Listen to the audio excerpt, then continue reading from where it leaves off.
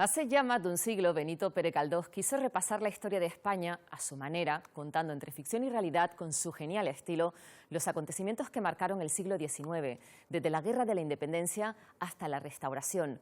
Lo llamó episodios nacionales, con ese mismo espíritu, con Galdós como referencia, pero utilizando esta vez la radio. La periodista de la Radio Canaria, Paola Llinares, dirige Episodios Insulares. Un programa que a través de las ondas y del podcast está consagrado a contar con rigor, detalle y sobre todo de forma fácil y divertida los episodios que han marcado la historia de nuestro archipiélago. Si aún no los conocen, prepárense, dentro de media hora querrán empezar a escucharlo. Eso se los podemos asegurar.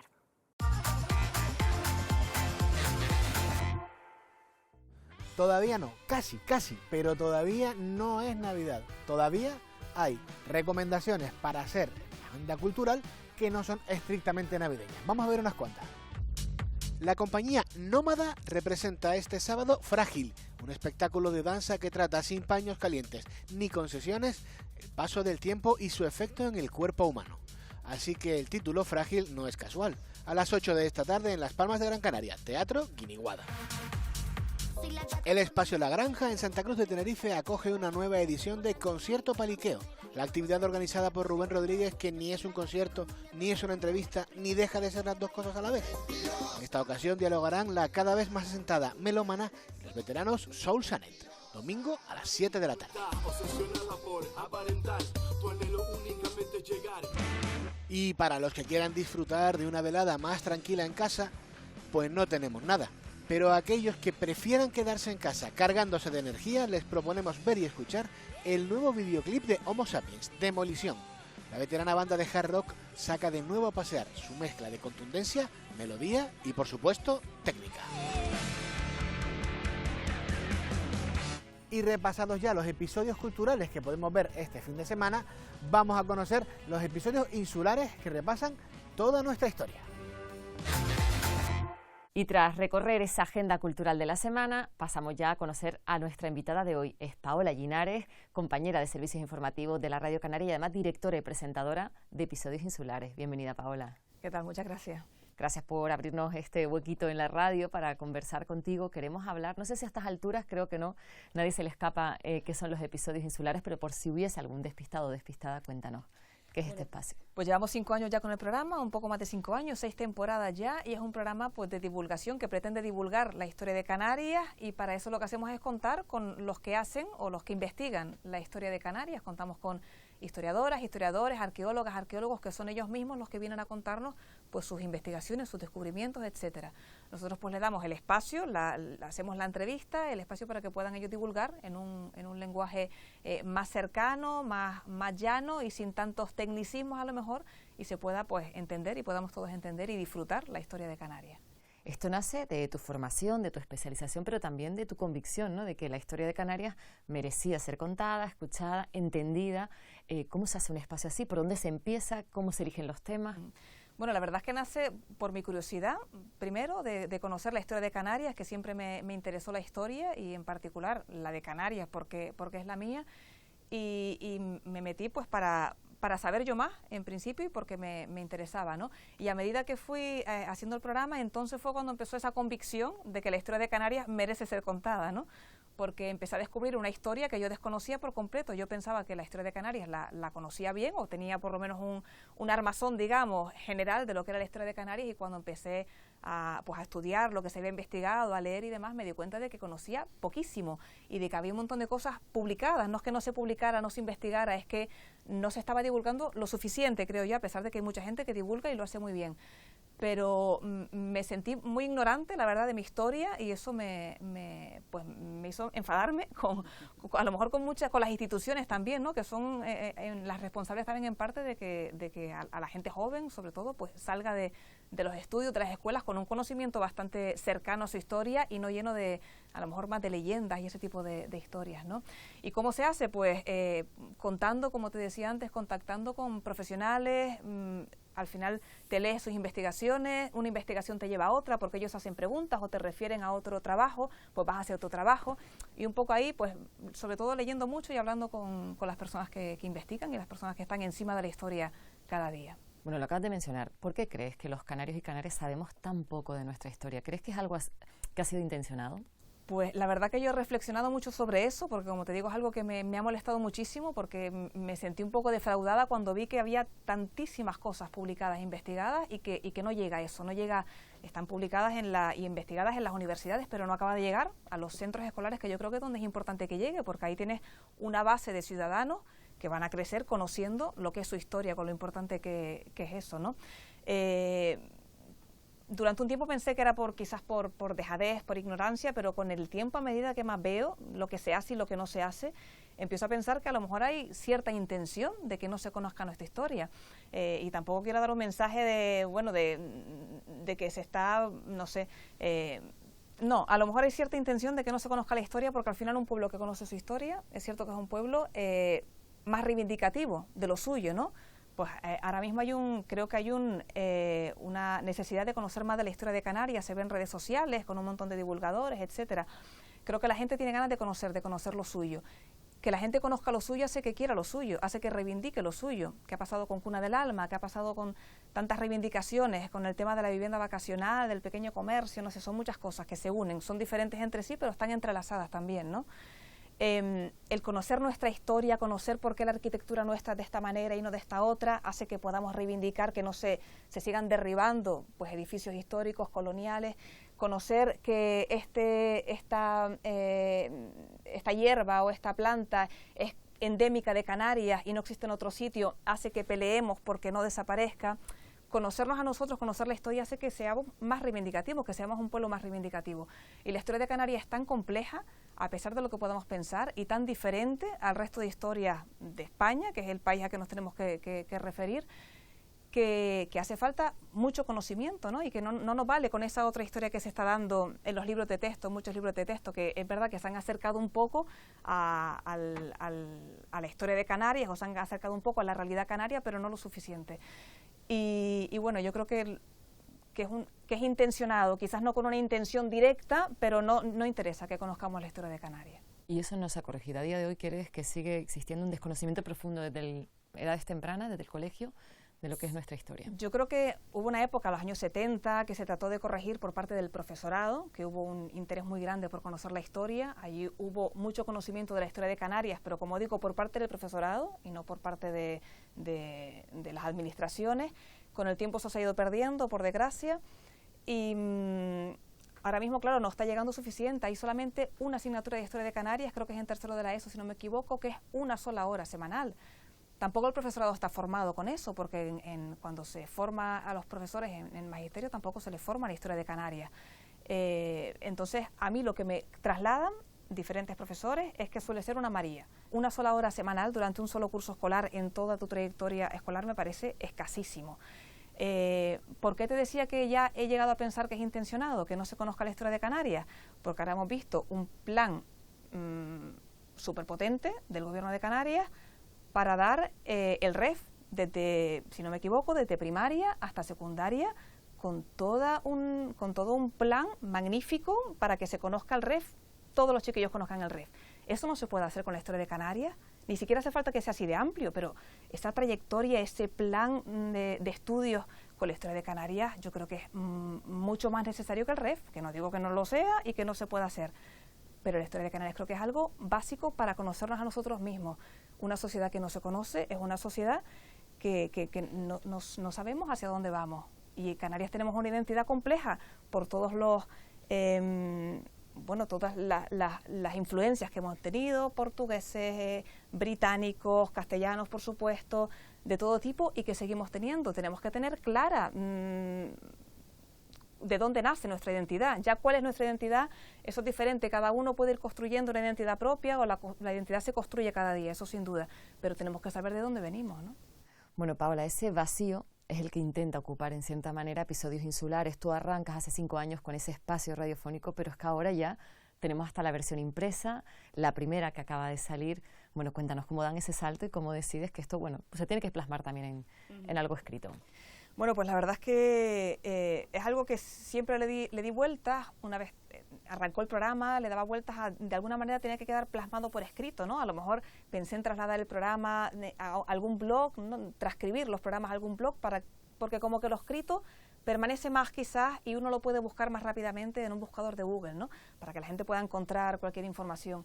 Esa idea se fue transformando poco a poco, bueno, quizás una revista con el tiempo, pero bueno, ya cuando me jubile, tenga tiempo, y ahí es cuando entra la Fundación Canaria Tamaimo, que la verdad es que le dio un empuje a esto tremendo, vio la idea, le encantó, la cogió, casi que me empujó para empezar ya cuanto antes, y gracias a la Fundación pues nace la revista, y con el objetivo, el mismo objetivo que el programa de radio, que es divulgar la historia de Canarias y dar al público, al lector en este caso que lo lea, pues una información rigurosa, porque la rigurosidad se la dan los propios historiadores y historiadoras, que son ellos los que han escrito sus propios artículos, pero de una forma, pues como vemos en la revista, una forma amena, cómoda de leer, atractiva para el público interesado en la historia de Canarias. Y además que tiene acceso cualquier persona, está en las librerías. ¿Dónde la podemos encontrar? Estas librerías, efectivamente, bueno, te puedes imaginar, ¿no? La tirada tampoco es extensísima, tenemos que ver un poco cómo funciona porque es la primera, el número 1. Entonces esta librería, si no la encuentran en librerías, pregunten y pídanla, que se las traen sin problema.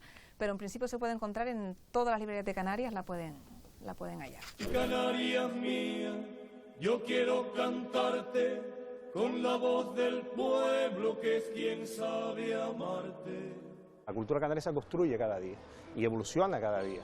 Y nosotros queremos favorecer a la mayoría social de las islas a través de reflexiones y pensamientos, por lo menos que se ha tenido en cuenta en los debates culturales y identitarios de las islas, un debate que a nosotros nos parece que está desatendido y que es súper importante para el presente y el futuro de Canarias, como ahora por ejemplo con la momia Guanche, ¿no? Hay que devolverla a Canarias, por supuesto hay que devolverla a Canarias, hay que exhibirla, pues Tamaimo dice que no. Porque hay que tener respeto por los restos humanos y desde luego si ninguno de nosotros expondríamos a nuestros abuelos y abuelas, pues no lo vamos a hacer con una momia, digamos un cadáver que tiene tantos años. Hicimos el documental canario Prestigio y Estigma del Español de Canarias, que yo tuve la suerte de dirigir, y pretendemos confrontar diversas ideas, pero con una premisa clara, ¿no? Que el español de Canarias no es inferior a ningún español hablado en ningún lugar del mundo, y segundo, que es el mayor patrimonio cultural que tiene las islas. Un ejemplo es Episodios Insulares, otro ejemplo es la revista El Bucio, y otros son varios libros donde reflexionamos de la identidad desde la perspectiva musical, desde la perspectiva de la arqueología, desde la perspectiva alimenticia. Queda muchísimo trabajo. De hecho, digamos que estamos sometidos a una serie de estigmas, de rechazo, de autoodio. Eso está psicológicamente estudiado, no es que lo digamos nosotros, ¿no? Y en todos los aspectos culturales, ¿no? Consideramos que hablar canario es hablar mal muchas de las veces. No es hablar mal. Eso es autoodio, porque tú estás diciendo que tú estás hablando mal, que tus abuelos hablaron mal. Entonces, queda mucho por hacer, y en ese trabajo, digamos, Tamaimo quiere ir de la mano de la gente, ¿no? Si la sociedad cambia, la cultura canaria tendrá que cambiar y la identidad canaria tendrá que cambiar. Además, antes echándole un ojo en este primer número, incluso habla de los divulgadores que ahora mismo en las redes están haciendo gran trabajo en este sentido. Oye, ¿qué nos recomiendas? Que visitemos, ¿qué perfiles? Claro, hemos cogido además 4 divulgadores que son, porque hay un poco de todo en redes, te puedes encontrar de todo, hay gente muy buena, gente que pues, a lo mejor no lo hace tan bien. Hemos elegido divulgadores que yo creo que lo hacen, no solamente que lo hacen bastante bien, sino que son bastante rigurosos también ellos mismos en su trabajo, ¿no? Bueno, tenemos a Cande Ramos, que además ella es profesora, Raúl Guanche, que es un comunicador magnífico, que hace vídeos estupendos. Además, son gente, bueno, porque a los 4 los he ido conociendo, a los que no conocía los he ido conociendo, que sé que se curran muchísimo el trabajo, que estudian antes de dar a conocer un contenido, y por eso los hemos escogido a ellos, ¿no? Y además creo que es una forma de ver que en redes sociales hacen cosas no solamente buenas, entretenidas, sino también con mucha rigurosidad. Ellos no dejan de ser, pues como yo, divulgadores, ¿no? Que intentan estudiarse sus temas para tratar de trasladar un buen contenido y adecuado. Hoy estamos en Vegueta y aunque desde aquí he contado muchas historias, hoy toca contarles la mía. Aquí empecé a trabajar como guía turístico y eso me llevó a las redes sociales. Hoy nos encontramos frente a la Casa de Colón para contarles la historia de este lugar tan emblemático de la capital Gran Canaria. Hoy estamos en Somos Cultura y lo que vamos a hacer es contar la historia de Historia para Gandules. Fue un proyecto que surgió hace algo más de un año como una iniciativa personal que tenía, puesto que llevaba mucho tiempo haciendo visitas guiadas por el casco histórico de Vegueta, por lo que me había empapado de información, artículos, libros sobre historia de Canarias. ¿Y qué es lo que tú te exiges en los vídeos para contar una historia en un minuto? Sobre todo, saber qué es lo que vas a contar. Estamos en una de las calles más conocidas de Gran Canaria, pero muchos desconocen por qué se llama Mesa y López. A mí me gusta, a la hora de hacer los vídeos, presentarme en el lugar sobre el cual voy a narrar una historia. Vas andando por Telde y te encuentras con estas cruces, creo que eso es la base.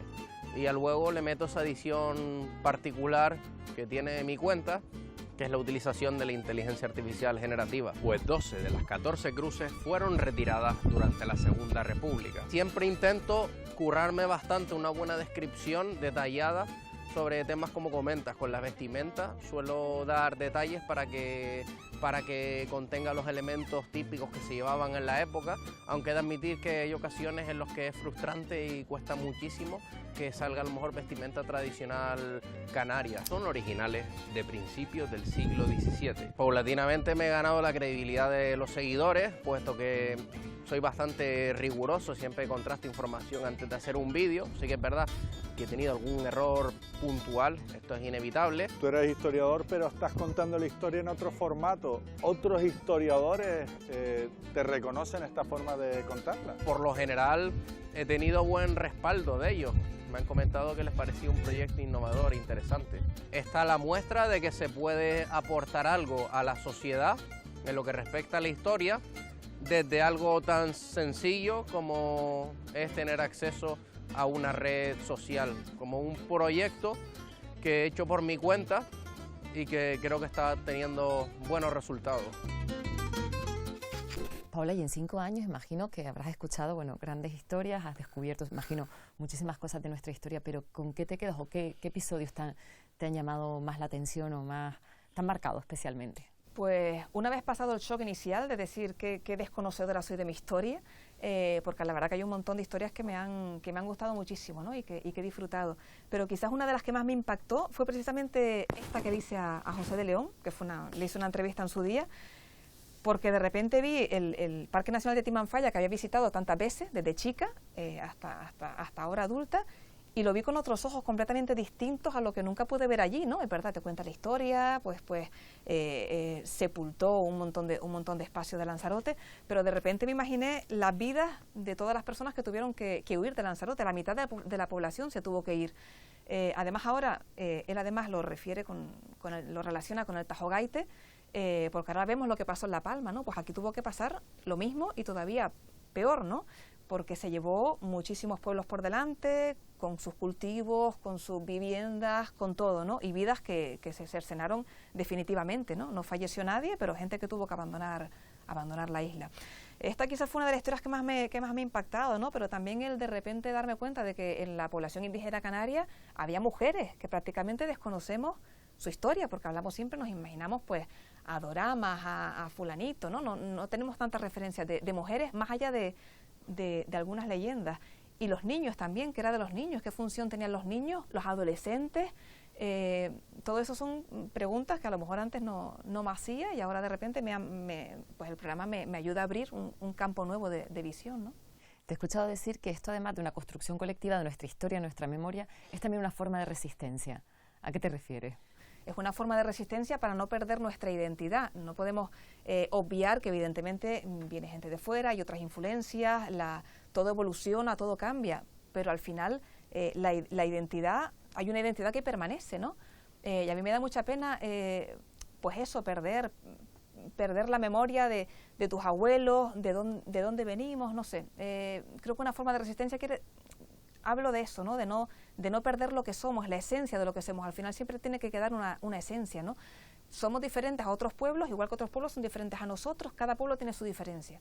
Tenemos que aprender a conservar y a guardar nuestra esencia, que no quiere decir que permanezcamos encasillados en lo mismo, pero hay una esencia que tenemos que saber cuidar, rescatar y proteger. ¿Y quién era Upalupa? Buf, ese es otro episodio insular. De Upalupa hicimos un podcast hace poco, también con la Fundación Canaria Tamaimo. Es un personaje que yo reconozco que desconocía, también tuve que conocer sobre él.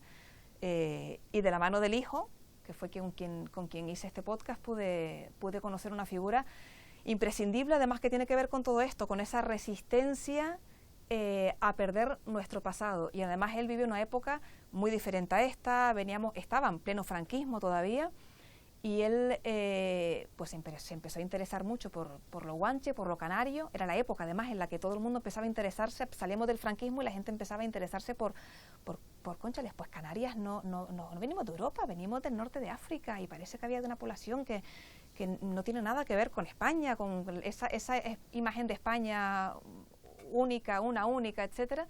Pues se empezaron a dar cuenta que no era exactamente así, ¿no? Pues Upalupa fue una de estas personas que es un poco cabecilla de ese conocimiento de lo canario y demás. Entonces él empezó a investigar, y en esa investigación empezó a rescatar los nombres guanches que le iba encontrando en los textos, ¿no? E hizo el primer listado de nombres guanches. Todos sabemos que los 70, los 80 fue una época de una explosión de nombres guanches. Antes se desconocían. De repente los niños empezaron a llamarse pues Guasimara, Ayose, etcétera. Pues él fue el que sacó el primer listado, que publicó el primer listado de nombre guanche.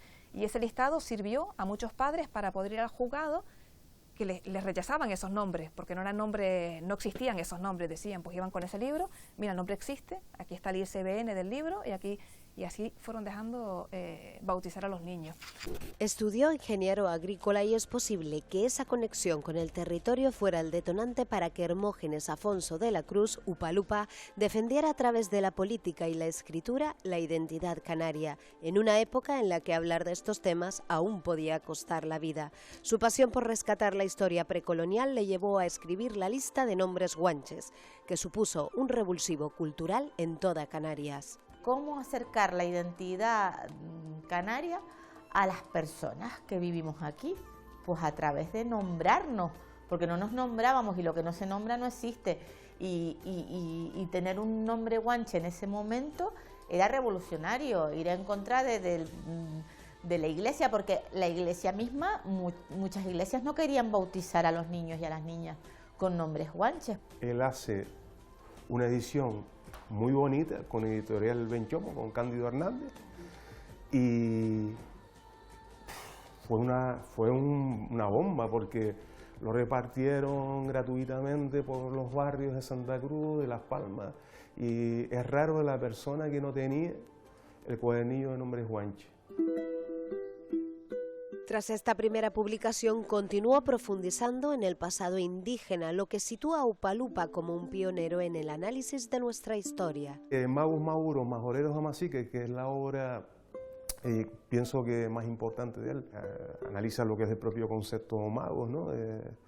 Que tiene una raíz totalmente bereber, amacic, entrevista a un montón de gente mayor, donde él dice que los magos, ¿no?, que se decía en ese momento de manera despectiva, son la fuente oral para poder descubrir, investigar e identificar cuáles son los aspectos que tienen que ver con ese pasado precolonial. Era por un lado el mundo, vamos a llamarlo nuestro mundo más ancestral, ¿no?, nuestros ancestros, y después llegar al mundo actual, ¿no?, a través de los magos y las magas, con los amaciques africanos. Nosotros tenemos el ADN y las canarios y canarias lo tienen, que de verdad que no es lo más importante, porque la cultura es más importante que el ADN. Y creo que la clave para conservar en niños y niñas, por ejemplo, es que los emocionemos con este tema, que hablemos con pasión, no para ser unos fanáticos ni nada de eso, sino para que sintamos la forma, y en eso mi padre era totalmente sentimiento. Por ejemplo, el libro que hizo Yaiza, tan bonito, sobre el vínculo con mi padre, el vínculo familiar, es lo más bonito que se ha hecho. Más lo que es el podcast, ha servido para hacer difusión, porque desde una visión propia, porque la gente te puede contar, pero claro, nosotros lo contamos porque habíamos estado callados mucho tiempo. Necesitábamos hablar y necesitamos, digamos, ha sido como una terapia. Upalupa fue una figura clave en el despertar cultural de Canarias y su legado debe tener la visibilidad que merece dentro de la historia reciente con el fin de servir a las generaciones presentes y futuras. Ahora, Paula, escuchamos mucho hablar de fake news, de bulos, como si fuera algo solo de esta época. Y nosotros también, la historia de la conquista de Canarias, por ejemplo, no es exactamente como nos la contaron. ¿Cuál crees que han sido los grandes falsos mitos de nuestra historia? Desde el franquismo que nos introdujo tantos falsos mitos, en ese caso, pero yo creo que se ha ido acabando con eso. Es verdad que todavía tenemos mucho y nos gusta mucho, que no digo que esté mal, pero nos gusta mucho la leyenda, ¿no? Y esas leyendas hacen que a veces no sepamos discernir. Están bien las leyendas, pero también hay que saber discernir qué es verdad y qué no es verdad. Ahora, por ejemplo, hace poco hice una entrevista con una chica que trata de estudiar el papel de la mujer, quién fue la mujer indígena canaria, al margen de leyendas, precisamente. Te das cuenta de que está todo impregnado, que es difícil encontrar a la mujer canaria fuera de la leyenda, ¿no? Sobre todo a las mujeres de clase alta, digamos, indígenas canarias.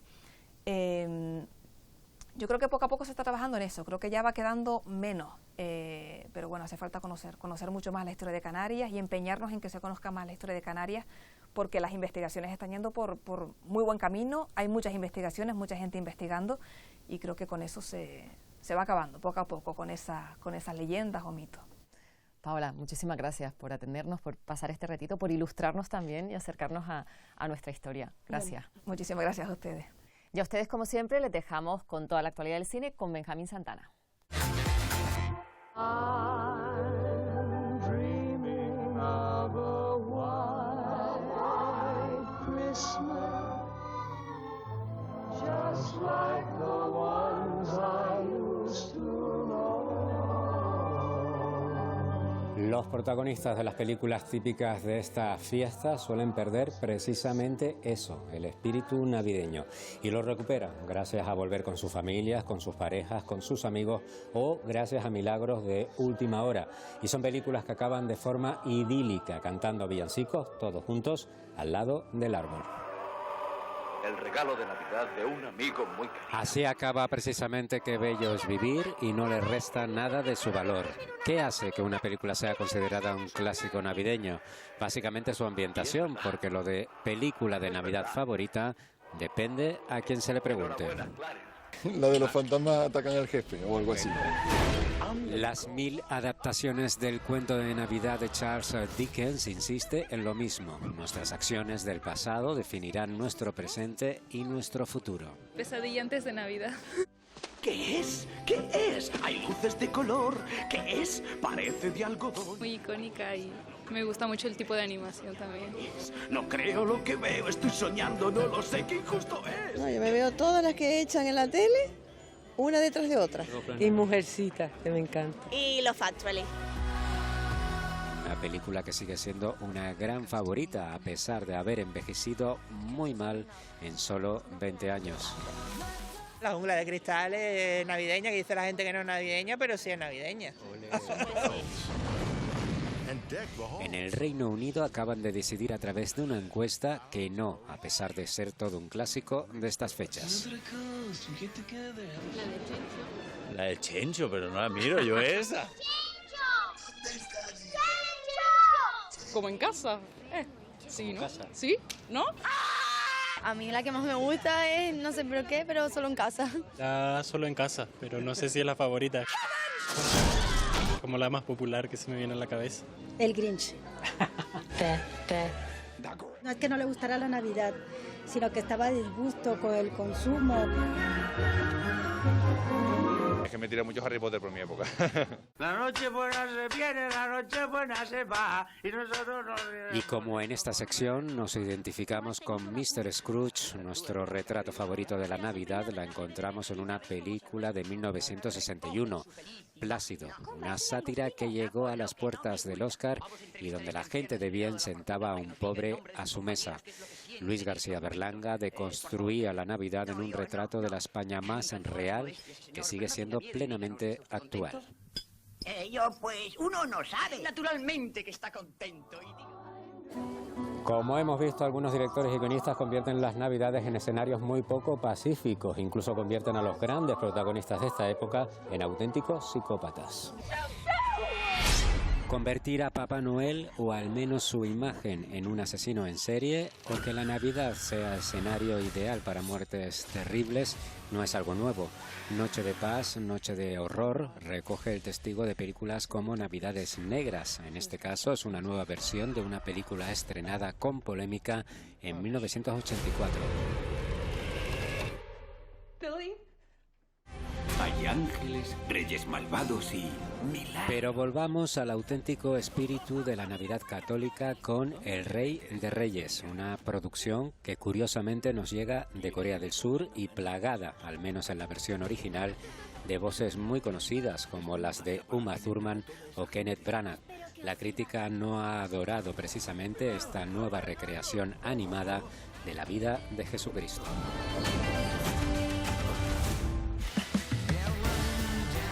Te presento a alguien que ha hecho... Y ya lejos de las historias de la Biblia o de papás noeles sedientos de sangre, también se estrena Un ladrón en el tejado, una comedia con Channing Tatum interpretando a un ladrón real que vivió escondido 6 meses en Estados Unidos en una tienda de juguetes. Kirsten Dunst interpreta a su interés romántico. ¿Qué pasa? ¿Qué son? Y seguimos con hechos reales, pero esta vez en España durante la Segunda Guerra Mundial. Frontera, de la directora Judith Colel, narra los intentos desesperados de un pequeño pueblo en la frontera con Francia para ayudar a refugiados judíos escapando de los nazis. De aquí a enero veremos muchas más películas navideñas, unas que se toman la fiesta como algo sagrado y otras que le pierden todo el respeto. Elijan siempre la que más les apetezca, pero eso sí, vean películas buenas. Nos vemos dentro de 7 días. Despedimos este repaso por los episodios que han marcado la historia de nuestro archipiélago, buceando en el pasado y la tradición.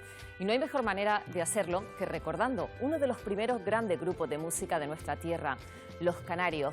Aquella banda que lideraba Teddy Bautista logró el éxito hace ya más de 50 años a ambos lados del Atlántico. Como conocer nuestra historia es el primer paso para liberar nuestras mentes, hoy escucharemos Free Yourself, Libérate, en la versión que hizo el timplista Germán López para los estudios Pin-Up. Dentro de 7 días, si ustedes quieren, volvemos con más conocimiento, con más historia y sobre todo con muchísimas ganas de ser libres.